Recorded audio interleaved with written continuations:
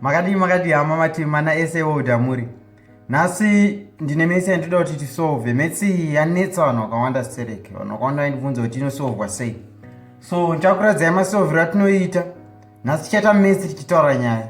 Batoona video rinosvika rapera because pandichapedza ndichabva ndazonyatso explain kuti muone kuti tinofamba sei. Mesi yacho netiyo 5x is equals to 40x to the power negative half. Mesi iri book 3 ndomairi. Alright, so nyaya inoenda kuti taura nezvayo nhasi inowe kuti vanhu vakawanda vaindibvunza kuti kana uchida kuti ugone maths chii chaungaite, ndechipi chinganyatsoita kuti ndinyatsogona maths.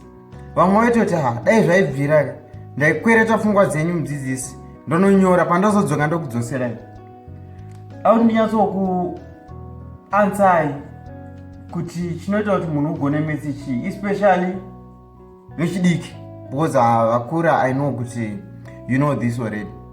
Chinoita kuti munhu unyatsogona maths, number 1, unofanira kuziva zvinhu zvokukoshesa.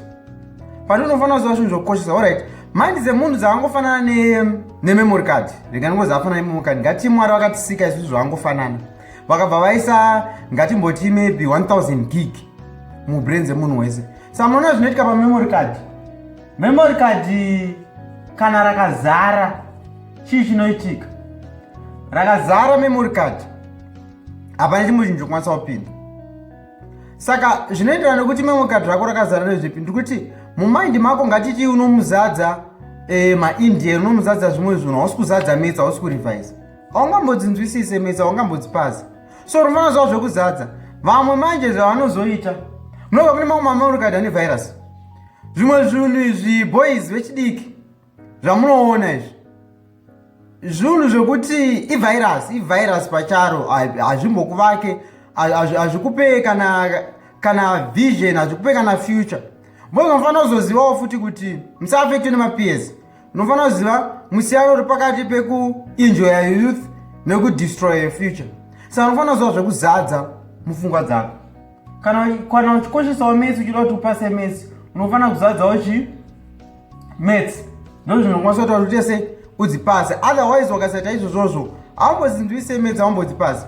So ziva zvekuzadza musoro mako, ziva zvekuona. Makazarei musoro mako? Makazara maths here? Makazara zvimwe zvinhu? Wakana chinhu chokutoti haukwanise kuona in front of your parents, kureva kuti that thing is completely wrong. Zvese zvaunorambidzwa nevabereki kureva kuti hazvisi correct, zviri wrong. Ita zvaunokurudzirwa nevabereki. Vamwe pavanoenda paintaneti instead yekuti uone mavhidhiyo akaita saanaya akakosha emaths, unotanga kuona zvaunorambidzwa zvacho.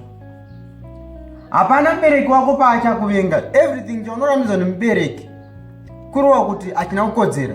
Saka zadza zvakakosha mumemory card rako, zadza zvakakosha mumind yako. Memory card rakazara notiwo full. Saka unofanira kudhilita zvimwe zvinhu. Kune zvimwe zvokunotofanira kutodhilita, ivirus. Right. So ngatizive zvakaita sei zvakakosha. Yes, takaziva zvakakosha zvinotibatsira mune ramangwana. Maths hazina kumbooma, apa hapana kana chakaoma. As long as uchidzikoshesa unodzirevisa every day. Wosubscribe kuchannel ino kuti ubatsirike. Ndogara ndichita mavhidhiyo anobatsira, handiti? Yes. So koshesai maths. Alright, ndakuchiexplaina manje kuti step by step kuti zvanga zvichifamba sei kuti munyatsonzwisisa.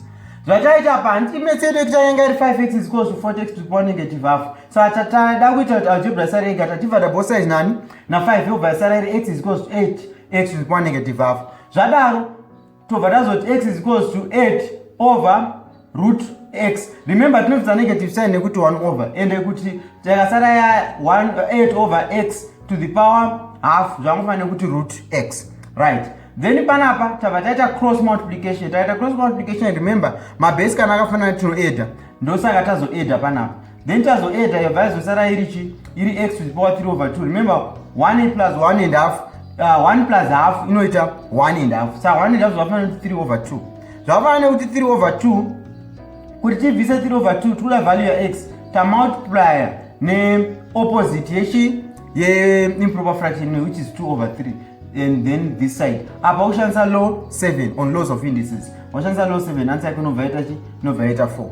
Izvi chero wakada kuzviprova zvinoprovika. Ndinovimba kuti tese tabatsirika ne how to solve this video. Nezvandataurawo vechidiki takazvishandisa zvinotibatsira tova neramangwana rakajeka, tofadza vabereki vedu. Stay focused.